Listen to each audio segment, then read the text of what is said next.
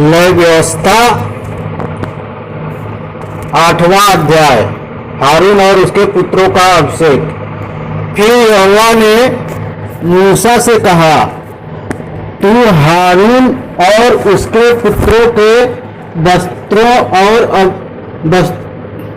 और अभिषेक के तेल और पाप बलि के बछड़े और दोनों मेढ़ों और अख़मीरी रोटी की टोकरी को मिलाप वाले तंबू के द्वार पर ले आ और वहीं सारी मंडली को इकट्ठा कर। यहोवा की इस आज्ञा के अनुसार मूसा ने किया और मंडली मिलाप वाले तंबू के द्वार पर इकट्ठा हुई। तब मूसा ने मंडली से कहा, जो काम करने की आज्ञा यहोवा ने दी है वह यह है। फिर मूसा ने हारून और उसके पुत्रों को समीप ले जाकर जल से नहलाया।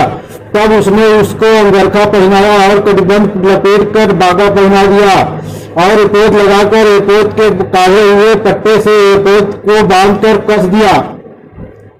और उसने चपरास लगाकर चपरास में उरीम और तुमीम रख दिए। तब उसने उसके सिर पर पगड़ी बांधकर पगड़ी के सामने सोने के टीके को अर्थात पवित्र मुकुट को लगाया, जिस प्रकार यहोवा ने मूसा को आज्ञा दी थी।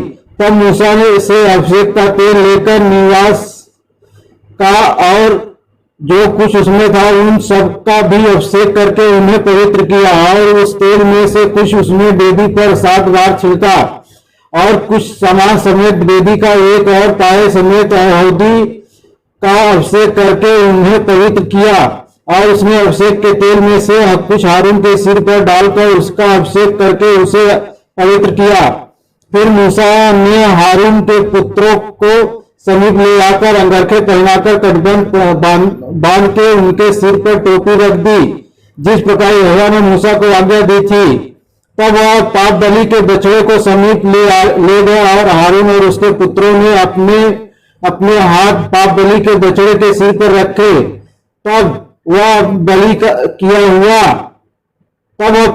किया गया और मूसा ने लहू लेकर उंगली से वेदी के चारों सिंगों पर लगाकर पवित्र किया और लहू को वेदी के पाए पर उंडेल दिया और इसके लिए प्रायश्चित करके उसको पवित्र किया। और मूसा ने अंतड़ियों पर की सब चर्बी और कलेजे पर की झिल्ली और चर्बी समेत दोनों गुर्दों को लेकर वेदी पर जलाया। परंतु बछड़े में से जो कुछ शेष रह गया उसको अर्थात गोबर समेत उसकी खाल और मांस को उसने छावनी से बाहर आग में जलाया, जिस प्रकार यहोवा ने मूसा को आज्ञा दी थी। फिर वह होम बलि के मेढ़े को समीप ले गया और हारून और उसके पुत्रों ने अपने अपने हाथ मेढ़े के सिर पर रखे। तब वह बलि किया गया और मूसा ने उसका लहू वेदी पर चारों ओर छिड़का। तब मेढ़ा टुकड़े टुकड़े किया गया और मूसा ने सिर और चर्बी समेत टुकड़ों को जलाया। तब अदड़िया और पांव जल से धोए गए और मूसा ने पूरे मेढ़े को वेदी पर जलाया। और वह सुखदार सुगंध देने के लिए होम बलि और यहोवा के लिए हव्य हो गया, जिस प्रकार यहोवा ने मूसा को आज्ञा दी थी। फिर वह दूसरे मेढ़े को जो संस्कार का मेढ़ा था समीप ले गया और हारून और उसके पुत्रों ने अपने अपने हाथ मेढ़े के सिर पर रखे। तब वह बलि किया गया और मूसा ने उसके लहू में से कुछ लेकर हारून के दाहिने कान के सिरे पर और उसके दाहिने हाथ और दाहिने पांव के अंगूठों पर लगाया। और वह हारून के पुत्रों को समीप ले गया और लहू में से कुछ एक के दाहिने कान के सिरे पर और दाहिने हाथ और दाहिने पांव के अंगूठों पर लगाया। और मूसा ने लहू को वेदी पर चारों ओर छिड़का और उसने चर्बी और मोटी पूंछ और अंतड़ियों पर की सब चर्बी और कलेजे पर की झिल्ली समेत दोनों गुर्दे और दाहिनी जांग ये सब लेकर अलग रखे। और अख़मीरी रोटी की टोकरी को यहोवा के आगे रखी गई थी। उसमें से एक रोटी और तेल से सने हुए मैदे का एक फुलका और एक रोटी लेकर चर्बी और दाहिनी जांग पर रख दी। और ये सब वस्तुएं हारून और उसके पुत्रों के हाथों पर धर दी गई और हिलाने की भेंट के लिए यहोवा के आगे हिलाई गई। तब मूसा ने उन्हें फिर उनके हाथों पर लेकर उन्हें वेदी पर उनके हाथों से लेकर उन्हें वेदी पर होम बलि के ऊपर जलाया। यह सुगंध देने के लिए संस्कार की भेंट और यहोवा के लिए हव्य था। तब मूसा ने छाती को लेकर हिलाने की भेंट के लिए यहोवा के आगे हिलाया और संस्कार के मेढ़े में से मूसा का भाग यही हुआ जैसा यहोवा ने मूसा को आज्ञा दी थी। तब मूसा ने अभिषेक के तेल और वेदी पर के लहू दोनों में से कुछ लेकर हारून और उसके वस्त्रों पर और उसके पुत्रों और उनके वस्त्रों पर भी छिड़का और उसने वस्त्रों समेत हारून को भी पवित्र किया। तब मूसा ने हारून और उसके पुत्रों से कहा, मांस तो मिलाप वाले तंबू के द्वार पर पकाओ, फिर उस रोटी को जो संस्कार की टोकरी में है वही खाओ, जैसा मैंने आज्ञा दी है कि हारून और उसके पुत्र उसे खाए। और मांस और रोटी में से जो शेष रह जाए उसे आग में जला देना। और जब तक तुम्हारे संस्कार के दिन पूरे न हो तब तक अर्थात 7 दिन तक मिलाप वाले तंबू के द्वार के बाहर न जाना, क्योंकि वह 7 दिन तक तुम्हारा संस्कार करता रहेगा। जिस प्रकार आज किया गया है वैसा ही करने की आज्ञा यहोवा ने दी है, जिससे तुम्हारा प्रायश्चित किया जाए। इसलिए तुम मिलाप वाले तंबू के द्वार पर 7 दिन तक दिन रात ठहरे रहना और यहोवा की आज्ञा को मानना, ताकि तुम मर न जाओ, क्योंकि ऐसी ही आज्ञा मुझे दी गई है। तब यहोवा की इन्हीं सब आज्ञाओं के अनुसार जो उसने मूसा के द्वारा दी थी हारून और उसके पुत्रों ने किया। हारून द्वारा बलि अर्पण। लय व्यवस्था 9वां अध्याय। 8वें दिन मूसा ने हारून और उसके पुत्रों को और उस इस्राएली पुरनियों को बुलवाकर हारून से कहा, पाप बलि के लिए एक निर्दोष बछड़ा और होम बलि के लिए एक निर्दोष मेढ़ा लेकर यहोवा के सामने भेंट चढ़ा। और इस्राएलियों से यह कह, तुम पाप बलि के लिए एक बकरा और होम बलि के लिए एक बछड़ा और एक भेड़ या भेड़ का बच्चा लो जो 1 वर्ष के हों और निर्दोष हों। और मेल बलि के लिए यहोवा के सम्मुख चढ़ाने के लिए एक बैल और एक मेढ़ा और तेल से सने हुए मैदे का एक अन्न बलि भी ले लो, क्योंकि आज यहोवा तुमको दर्शन देगा। और जिस जिस वस्तु की आज्ञा मूसा ने दी उन सबको वे मिलाप वाले तंबू के आगे ले आए। और सारी मंडली समीप जाकर यहोवा के सामने खड़ी हुई। मूसा ने कहा, यह वह काम है जिसके करने के लिए यहोवा ने आज्ञा दी है कि तुम उसे करो, और यहोवा की महिमा का तेज तुमको दिखाई पड़ेगा। तब मूसा ने हारून से कहा, यहोवा की आज्ञा के अनुसार वेदी के समीप जाकर अपने पाप बलि और होम बलि को चढ़ाकर अपने और सब जनता के लिए प्रायश्चित कर, और जनता के चढ़ावे को भी चढ़ाकर उनके लिए प्रायश्चित कर। इसलिए हारून ने वेदी के समीप जाकर अपने पाप बलि के बछड़े का बलिदान किया और हारून के पुत्र लहू को उसके पास ले गए। तब उसने अपनी उंगली को लहू में डुबाकर वेदी के सींगों पर लहू को लगाया और शेष लहू को वेदी के पास उंडेल दिया। और पाप बलि में की चर्बी और गुर्दों और कलेजे पर की झिल्ली को उसने वेदी पर जलाया, जैसा यहोवा ने मूसा को आज्ञा दी थी। और मांस और खाल को उसने छावनी से बाहर आग में जलाया। तब होम बलि पशु का बलिदान किया और हारून के पुत्रों ने लहू को उसके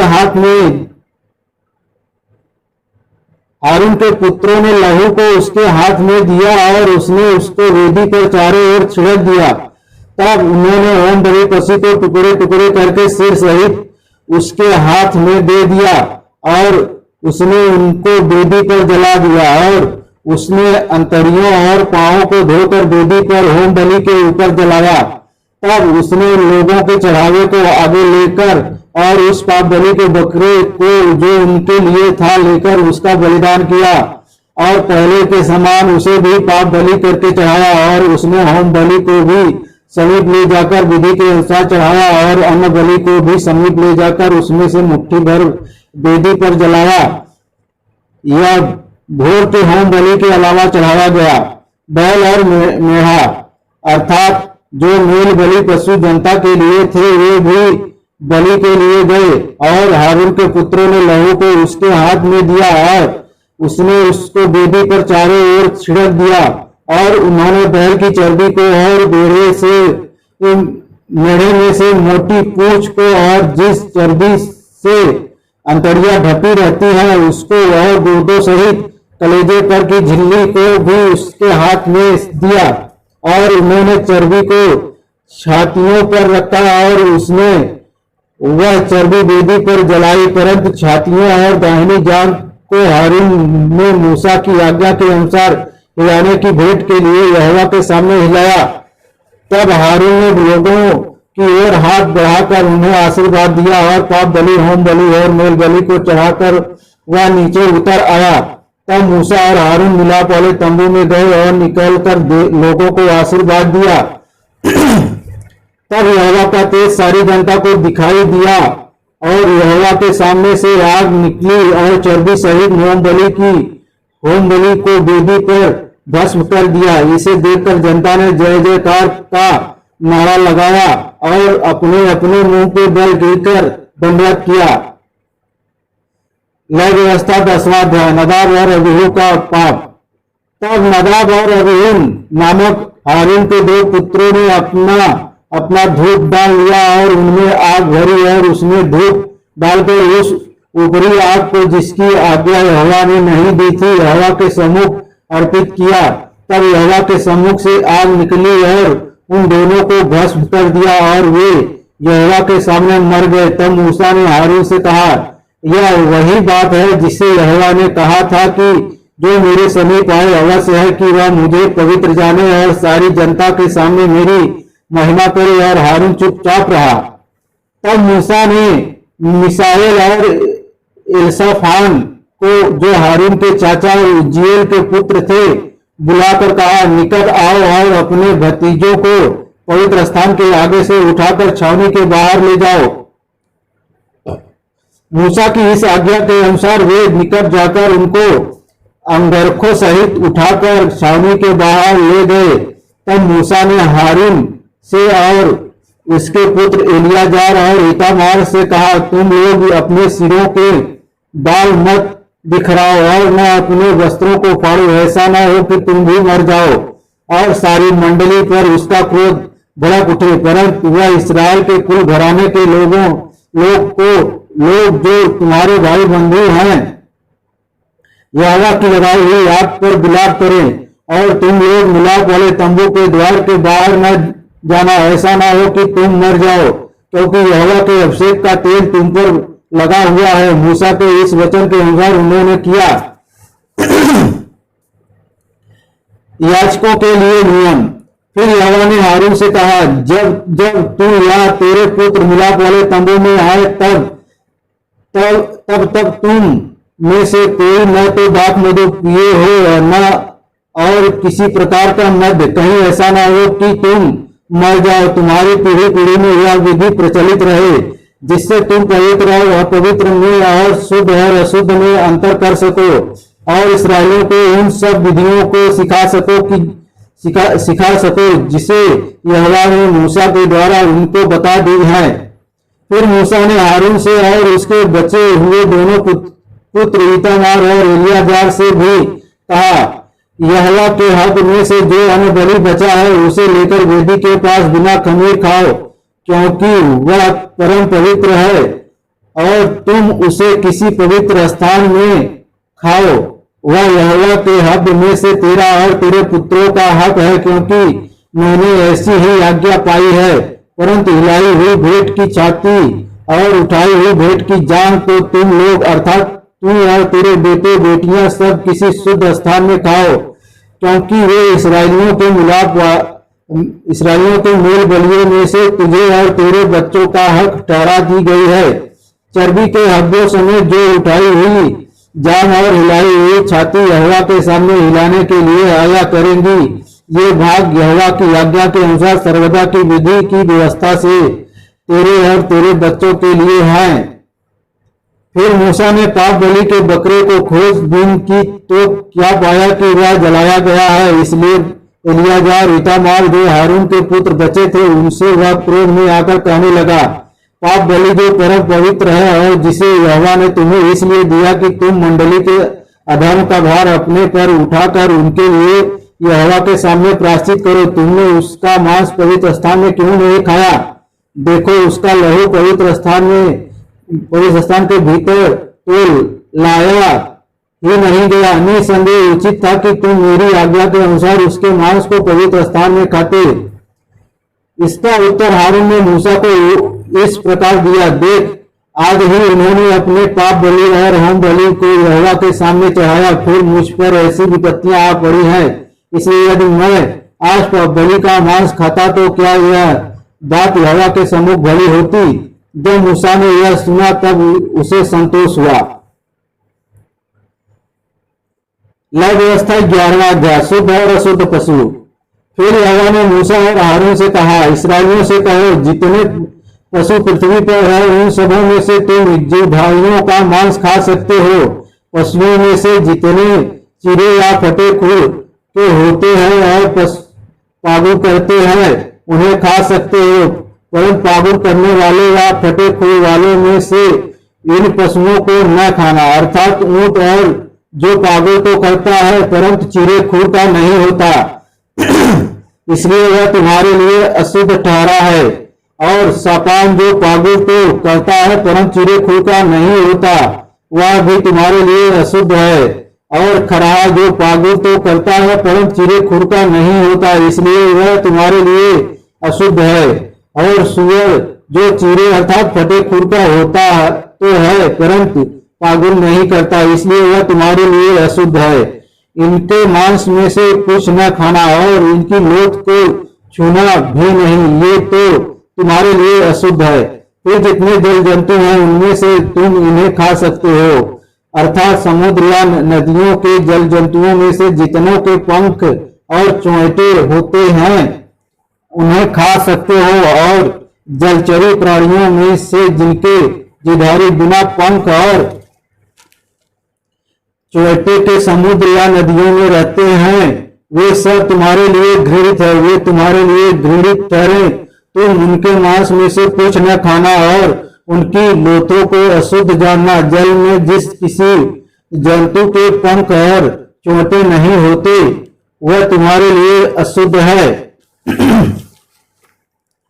फिर पक्षियों में से इनको अशुद्ध जानना, ये अशुद्ध होने के कारण खाए न जाएं, अर्थात उकाब, हड़फोड़, पूरर, चील और भात भात के बाज और भात भात के सब काग और शुतुरमुर्ग, तखमास, जलकुक्कुट और भात भात के सिकरे और हवासील, हरगिल, उल्लू, राजहंस, धनेश, गिद्ध, लगलग, भात भात के बगुले, टिटहरी और चमगादड़, जितने पंख वाले कीड़े चार पांव के बल चलते हैं वे सब तुम्हारे लिए अशुद्ध हैं।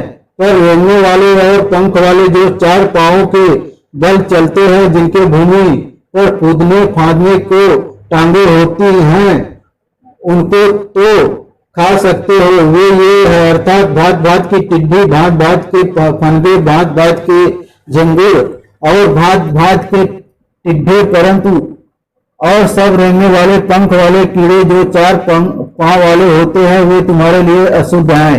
इनके कारण तुम अशुद्ध ठहरोगे। जिस किसी से इनकी लोथ छू जाए वह सांझ तक अशुद्ध ठहरे, और जो कोई इनकी लोथ में का कुछ भी उठाए वह अपने वस्त्र धोए और सांझ तक अशुद्ध रहे। फिर जितने पशु चिरे खुर के होते हैं परंतु न तो बिल्कुल फटे खुर और न पागुर करने वाले हैं वे तुम्हारे लिए अशुद्ध है। जो कोई तुम्हें छुए वह अशुद्ध ठहरेगा। और चार पांव के बल चलने वालों में से जितने पंडों के बल चलते हैं वे सब तुम्हारे लिए अशुद्ध है। जो कोई उनकी लोथ छुए वह सांझ तक अशुद्ध रहे, और जो कोई उनकी लोथ उठाए वह अपने वस्त्र धोए और सांझ तक अशुद्ध रहे, क्योंकि वे तुम्हारे लिए अशुद्ध हैं।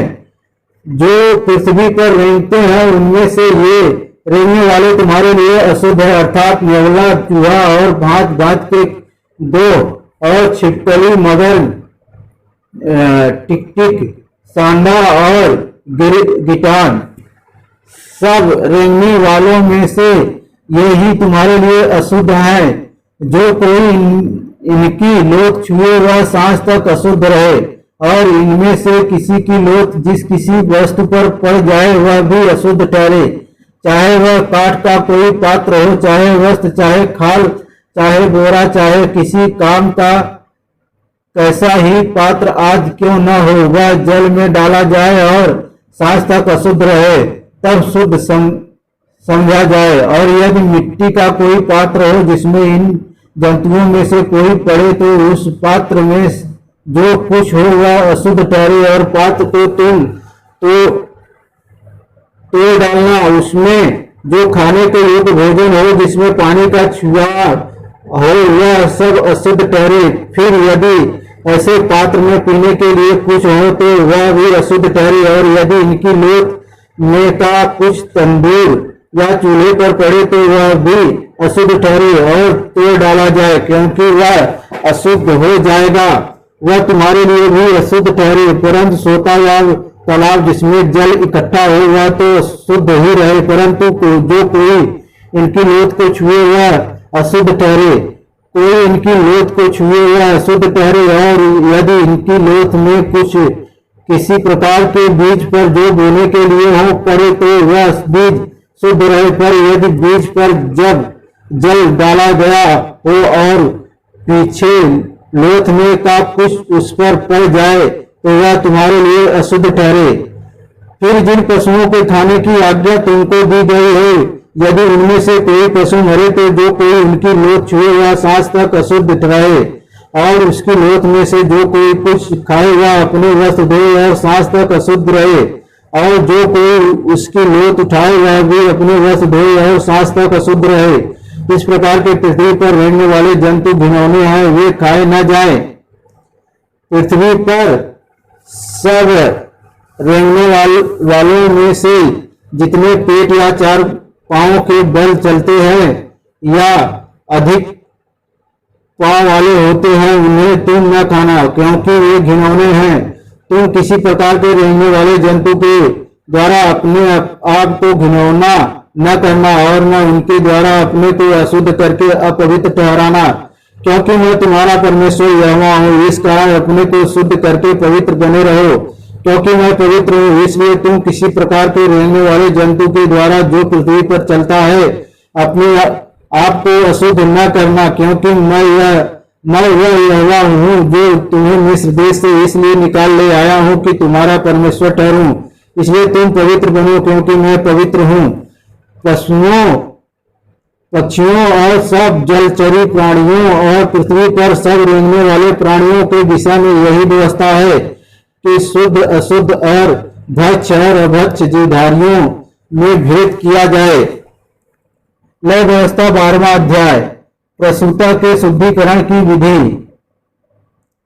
फिर यहोवा ने मूसा से कहा, इस्राएलियों से कहा, जो स्त्री गर्भवती होकर लड़के को जन्म देती है तो वह 7 दिन तक अशुद्ध रहेगी, जिस प्रकार वह ऋतुमती होकर अशुद्ध रहा करती।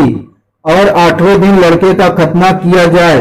फिर वह स्त्री अपने शुद्ध करने वाले रुधिर में 33 दिन रहे, और जब तक उसके शुद्ध हो जाने के दिन पूरे न हो तब तक वह न तो किसी पवित्र वस्तु को छुए और न पवित्र स्थान में प्रवेश करे। और यदि उसके लड़की पैदा हो तो उसको ऋतुमती की सी अशुद्धता 14 दिन की लगे, और फिर 66 दिन तक अपने शुद्ध करने वाले रुधिर में रहे। जब उसके शुद्ध हो जाने के दिन पूरे हो तब चाहे उसके बेटा हुआ हो चाहे बेटी, वह होम बलि के लिए 1 वर्ष का भेड़ का बच्चा और पाप बलि के लिए कबूतरी का एक बच्चा या पंडुक्की मिलाप वाले तंबू के द्वार पर याजक के पास लाए। तब याजक उसको यहोवा के सामने भेंट चढ़ा के उसके लिए प्रायश्चित करे, और वह अपने रुधिर के बहने की अशुद्धता से छूटकर शुद्ध ठहरेगी। जिस स्त्री के लड़का या लड़की पैदा हो उसके लिए यही व्यवस्था है। और यदि उसके पास भेड़ या बकरी देने की पूंजी न हो तो 2 पंडुक्की या कबूतरी के 2 बच्चे, एक तो होम बलि और दूसरा पाप बलि के लिए दे, और याजक उसके लिए प्रायश्चित करे, तब वह शुद्ध ठहरेगी। लय व्यवस्था 13वां अध्याय, कुष्ठ रोग से संबंधित नियम। फिर यहोवा ने मूसा और हारून से कहा, जब किसी मनुष्य के शरीर में चर्म से सूजन या पपड़ी या दाग हो और इससे इसके चर्म में कोढ़ की व्याधि सब कुछ दिखाई पड़े तो उसे हारून याजक के पास या उसके पुत्र जो याजक हैं उनमें से किसी के पास ले जाए।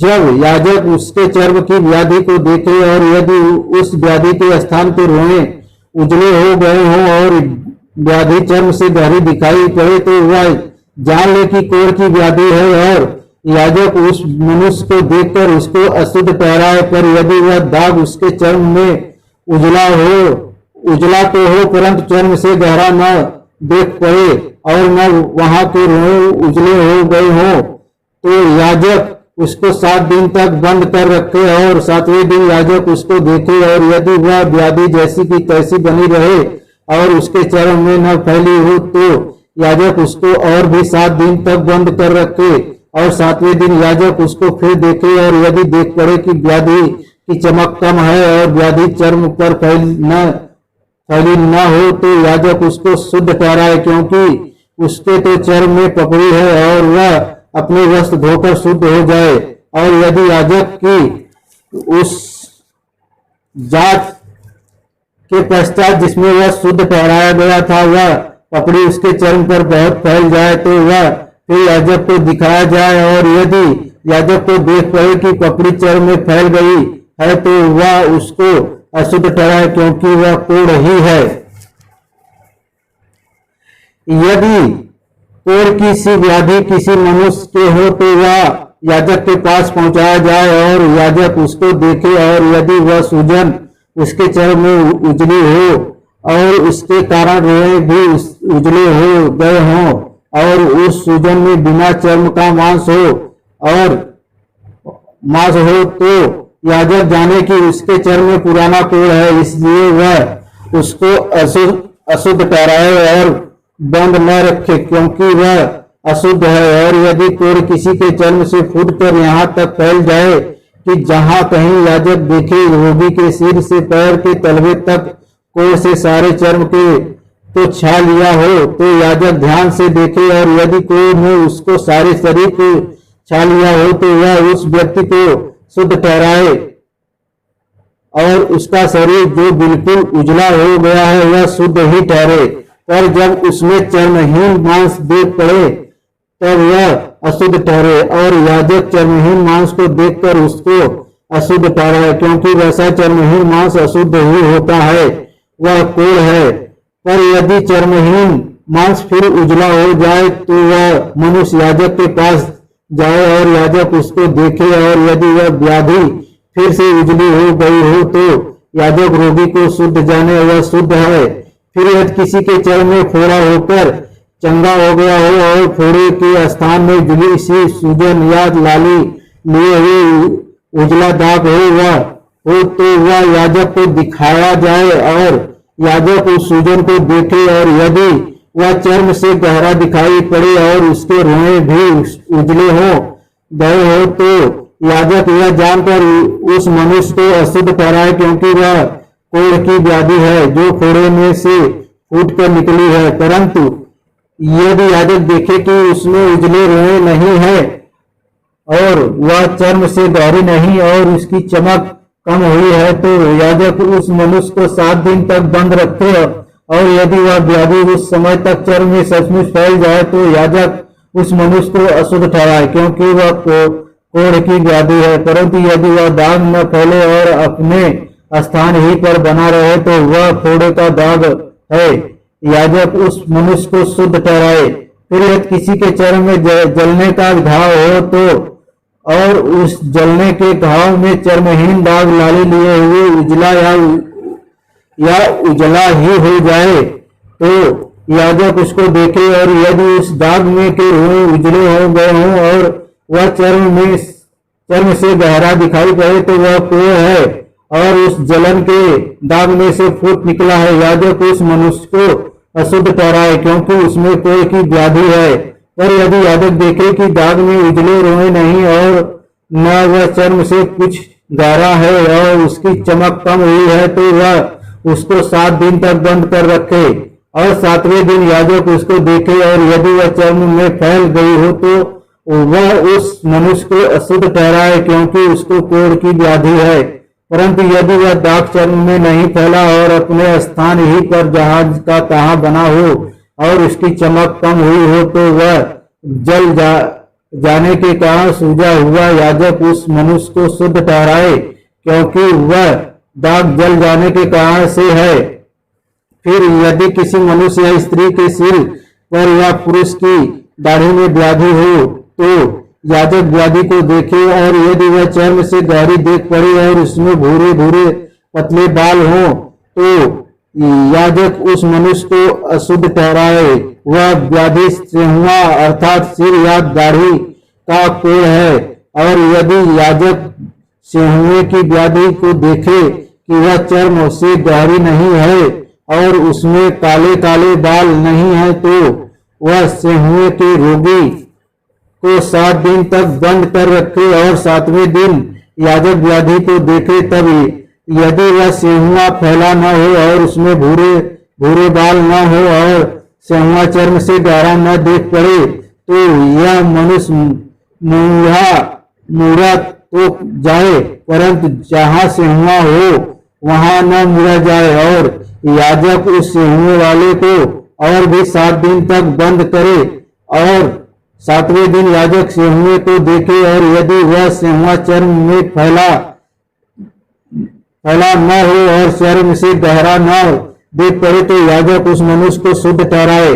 और वह अपने वस्त्र धोकर शुद्ध ठहरे। पर यदि उसके शुद्ध ठहरने के पश्चात सेंहुआ चर्म में कुछ भी फैले, तो याजक उसको देखे, और यदि वह चर्म में फैला हो, तो याजक भूरे बाल न ढूंढे, क्योंकि वह मनुष्य अशुद्ध है।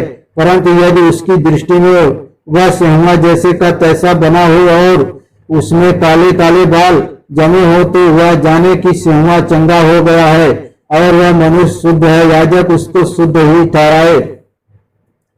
फिर यदि किसी पुरुष या स्त्री के चर्म में उजले दाग हो, तो याजक देखे, और यदि उसके चर्म में वे दाग काम उजले हो, तो वह जाने कि उसके चर्म में निकली हुई दाग ही है, वह मनुष्य शुद्ध ठहरे। फिर जिसके सिर के बाल झड़ गए हो, तो जानना कि वह चंदुला हो तो है, परंतु शुद्ध है, और जिसके सिर के आगे के बाल झड़ गए हो, तो वह माथे का चंदुला तो है परंतु शुद्ध है। परंतु यदि चंदुले सिर पर या चंदुले माथे पर लाली लिए हुए उजली व्याधि हो, तो जानना कि वह उसके चंदुले सिर या चंदुले माथे पर निकला हुआ कोढ़ है, इसलिए याजक उसको देखे, और यदि व्याधि की सूजन उसके चंदुले सिर या चंदुले माथे पर ऐसी लाली लिए हुए उजली हो जैसा चर्म के कोढ़ में होता है, तो वह मनुष्य कोढ़ी है और अशुद्ध है, और याजक उसको अवश्य अशुद्ध ठहराए, क्योंकि वह व्याधि उसके सिर पर है। जिसमें वह व्याधि हो, उस कोढ़ी के वस्त्र फटे या सिर के बाल बिखरे रहे, और वह अपने ऊपर वाले होंठ को ढाके हुए अशुद्ध अशुद्ध पुकारा करे। जितने दिन तक वह व्याधि उसमें रहे, उतने दिन तक वह अशुद्ध रहेगा और वह अशुद्ध ठहरा रहे, इसलिए वह अकेला रहा करे। उसका निवास स्थान छावनी के बाहर हो। वस्त्र या चमड़े की वस्तु का कोढ़। फिर जिस वस्त्र में कोढ़ की व्याधि हो, चाहे वह वस्त्र ऊन का हो चाहे सनी का, यह व्याधि चाहे उस सनी या ऊन के वस्त्र के ताने में हो चाहे दाने में, या वह व्याधि चमड़े में या चमड़े की बनी हुई किसी वस्तु में हो।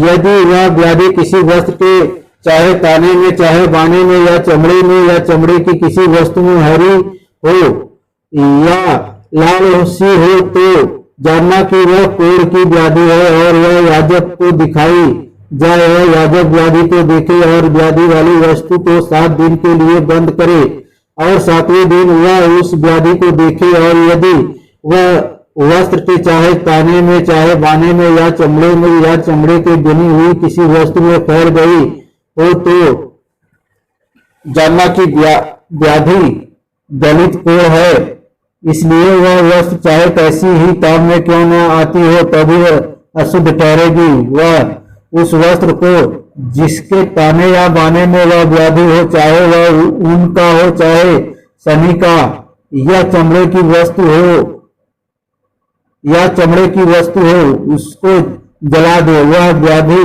गलित कोढ़ की है, वह वस्तु आग में जलाई जाए। यदि याजक देखे कि वह व्याधि उस वस्त्र के ताने या बाने में या चमड़े की उस वस्तु में नहीं फैली, तो जिस वस्तु में व्याधि हो उसके धोने की आज्ञा दे।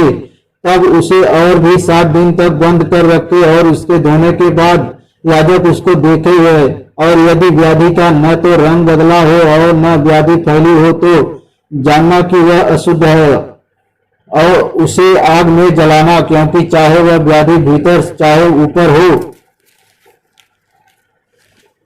तभी वह खा जाने वाली व्याधि है।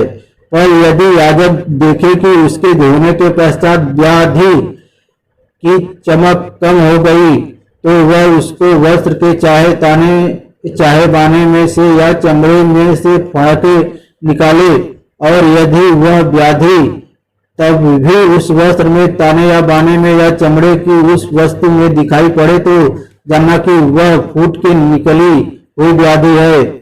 जिसमें वह व्याधि हो उसे आग में जलाना। यदि उस वस्त्र से जिसके ताने या बाने में व्याधि हो या चमड़े की जो वस्तु हो उससे जब धोई जाए और व्याधि जाती रही, तो वह दूसरी बार धुलकर शुद्ध ठहरे। ऊन या सनी के वस्त्र में के ताने या बाने में या चमड़े की किसी वस्तु में जो कोढ़ की व्याधि हो उसके शुद्ध और अशुद्ध ठहरने की यही व्यवस्था है। लय व्यवस्था 14वां अध्याय। कोढ़ से शुद्ध ठहराया जाना।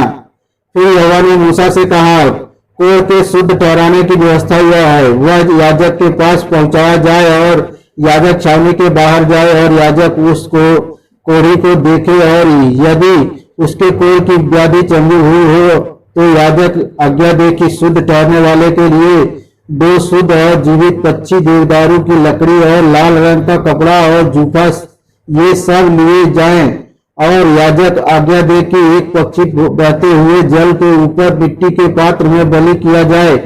तब वह जीवित पक्षी को देवदारू की लकड़ी और लाल रंग के कपड़े और जूफा इन सबों को लेकर एक संग उस पक्षी के लहू में जो बहते हुए जल के ऊपर बलि किया गया हो है डुबा दे, और कोढ़ से शुद्ध करने वाले पर 7 बार छिड़क कर उसको शुद्ध ठहराए।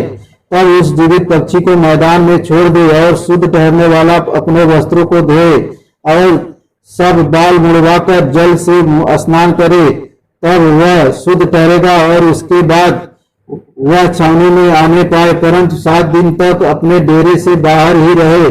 और 7वें दिन वह सिर, दाढ़ी और भौहों के सब बाल मुड़वाए और सब अंग मुंडन कराए और अपने वस्त्रों को धोए और जल से स्नान करे, तब वह शुद्ध ठहरेगा।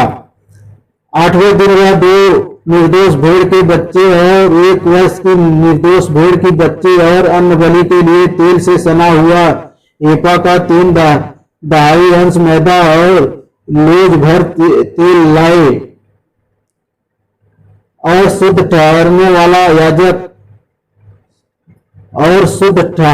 वाला याजक इन वस्तुओं समेत उस शुद्ध होने वाले मनुष्य को यहोवा के सम्मुख मिलाप वाले तंबू के द्वार पर खड़ा करे।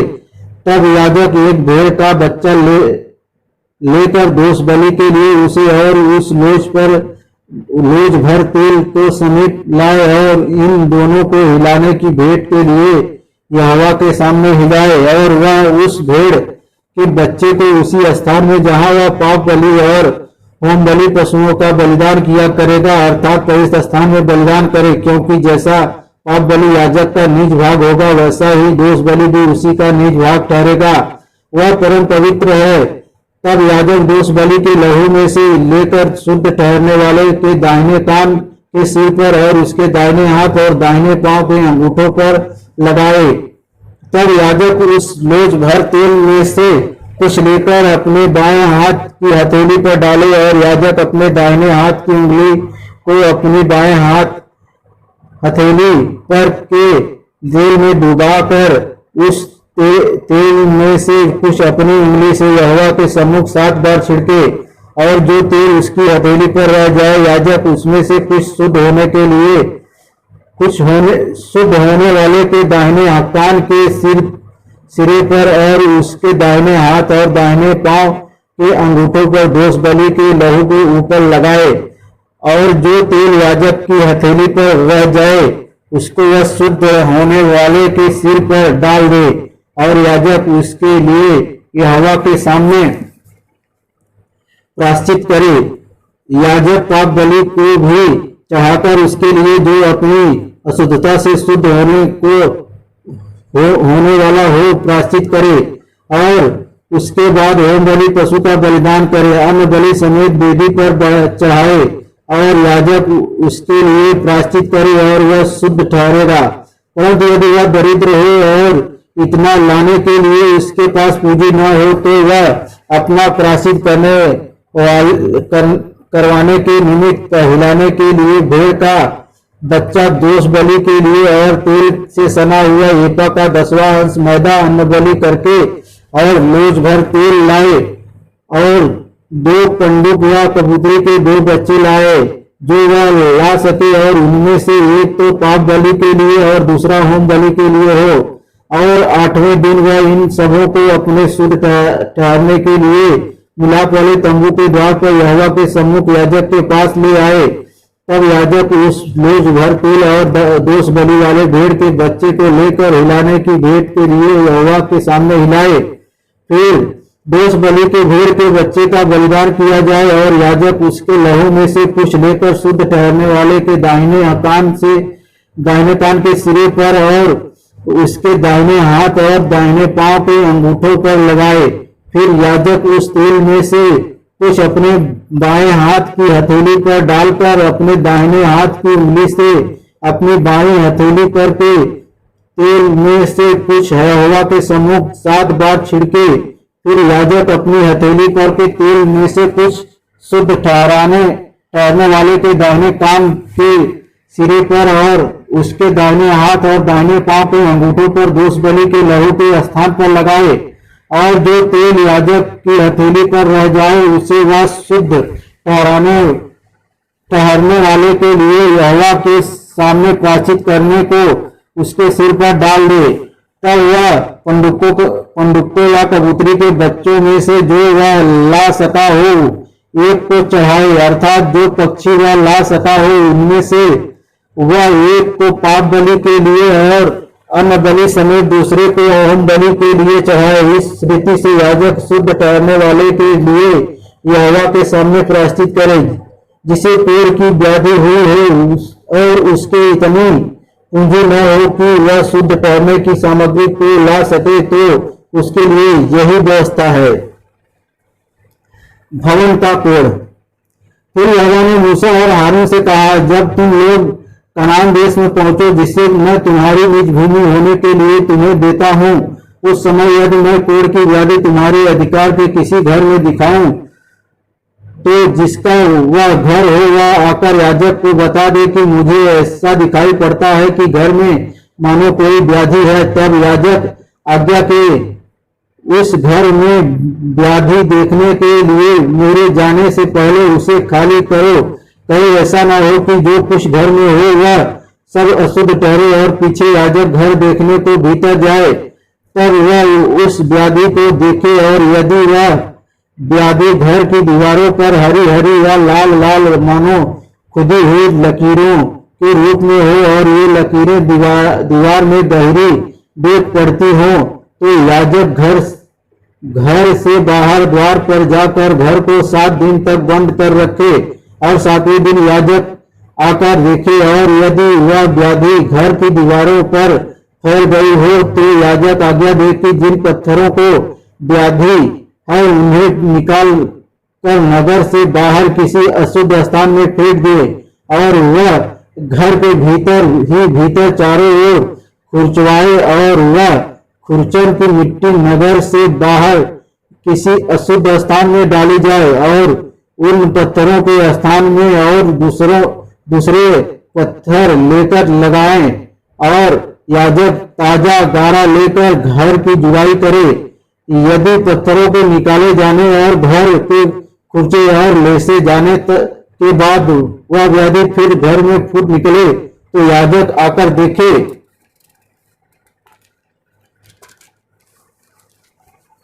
और यदि वह व्याधि घर में फैल गई हो तो वह जान ले कि घर में गलित कोई है, वह अशुद्ध है, और वह सब गारे समेत पत्थर, लकड़ी और घर को खुदवाकर गिरा दे और उन सब वस्तुओं को उठवाकर नगर के बाहर किसी अशुद्ध स्थान पर टिकवा दे। और जब तक वह घर बंद रहे तब तक यदि कोई उसमें जाए तो वह सांस तक अशुद्ध रहे। और जो कोई उस घर में सोए वह अपने वस्त्रों को धोए, और जो कोई उस घर में खाना खाए वह भी अपने वस्त्रों को धोए। पर यदि याजक आकर देखे कि जब से घर लेसा गया है तब से उसमें व्याधि नहीं फैली है, तो यह जानकर कि वह व्याधि दूर हो गई है, घर को शुद्ध ठहराए और उस घर को पवित्र करने के लिए 2 पक्षी देवदारू की लकड़ी, लाल रंग का कपड़ा और जूफा लाए, और एक पक्षी बहते हुए जल के ऊपर मिट्टी के पात्र में बलिदान करे। तब वह देवदारू की लकड़ी, लाल रंग के कपड़े और जूफा और जीवित पक्षी, इन सबों को लेकर बलिदान किए हुए पक्षी के लहू में और बहते हुए जल में डुबा दे, और उस घर पर 7 बार छिड़के। इस प्रकार वह पक्षी के लहू और बहते हुए जल और जीवित पक्षी के देवदारू की लकड़ी और जूफा और लाल रंग के कपड़े के द्वारा घर को पवित्र करे। तब वह जीवित पक्षी को नगर के बाहर मैदान में छोड़ दे। इसी रीति से वह घर के लिए प्रायश्चित करें, तब वह शुद्ध ठहरेगा। सब भांति के कोढ़ की व्याधि और सेंहुए और वस्त्र और घर के कोढ़ और सूजन और पकड़ी और दाग के विषय में शुद्ध और अशुद्ध ठहरने की शिक्षा देने की व्यवस्था यही है। सब प्रकार के कोढ़ की व्यवस्था यही है।